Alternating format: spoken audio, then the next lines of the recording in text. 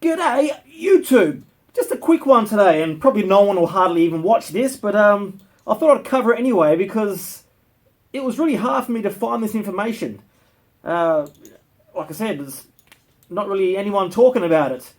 I was under the impression that's for like Peavey 6505s, pluses, and probably 5150 block letter ones and all that as well, that you couldn't switch channels without the proprietary foot switch or some other wizardry where you get a couple of other devices, MIDI receiver and programmer, or all these expensive solutions, where in reality you can get a custom cable made for you, and that solves the problem. Because if there's one thing I can't stand, it's foot switches, having to stomp on foot switches to change channels, and then dancing around with effects pedals. I like to do one stomp that changes channels on any amp I've got, and it also picks and chooses what effects pedals I want on or off at the same time. One stomp, no dancing around. So yes, I found a solution, and you have to get a custom cable made for you.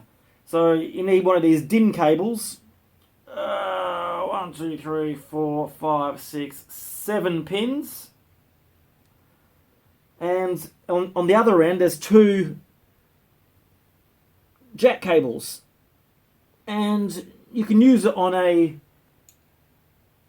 product like the Joyo PXL Live or the PXL Pro.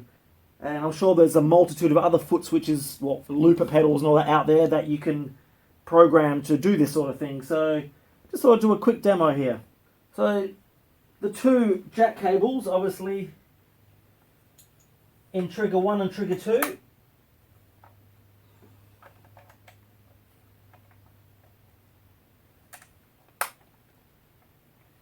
And the other end to the back of the Peavey.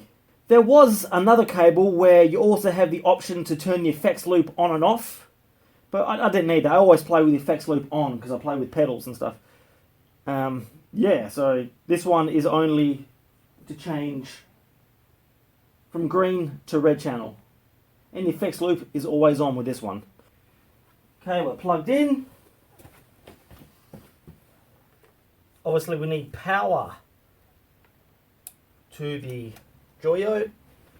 And you've got to program it in for trigger 1 and trigger 2. I've already programmed it in, but I'll show you anyway on one of these pedals. So hold mute, go to ET. So on A, I've got trigger 1 enabled, so you just push A and that picks that trigger. Save. B, for this I've got green channel on the second one too, because I go between the crunch green and the clean green, but obviously you can't do that with the pedal. You have to walk up to the amp and turn on or off the crunch button. I believe there's no way to enable or disable crunch with any pedal that I know of anyway. If you know differently, please let me know, but I haven't seen anything about that. I don't think that's MIDI programmable. I think that's, you've got to do it from the front face of the amp. But like I said, correct me if I'm wrong. C is just for trigger 2. On and off, whatever. Trigger 2. Saved. I've done lots of these videos before. Just look up my last one.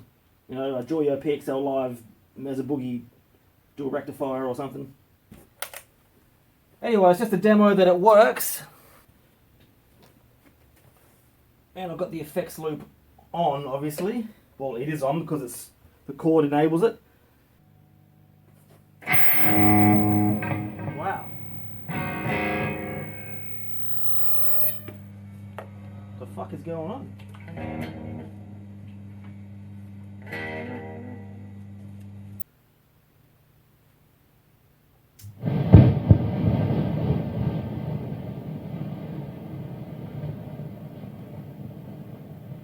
That's not good.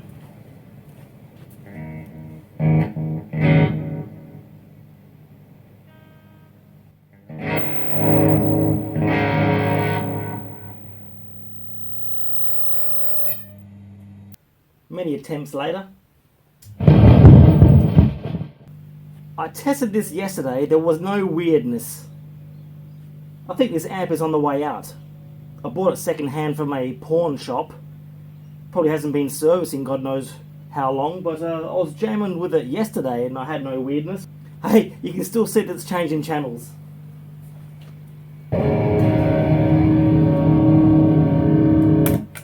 Green. That one's green as well. Red.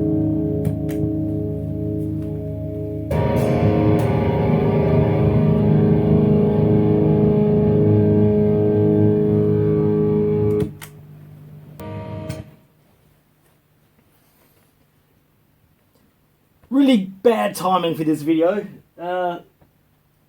It's probably just a power tube or something, I think, because there's literally hardly any volume even when I turn the volume up. So yeah, that weird behaviour is usually a blown tube. So I'll get that sorted out on another day, but hey, trust me, the custom cable does work despite my technical issues in this video. What a disaster of a video. It was fine yesterday. Oh well. I guess that's what happens with tube amps that haven't been serviced for a long time, I'm assuming. I've only had it for about 4-5 months. Alright, that's it for this one. Good Oz.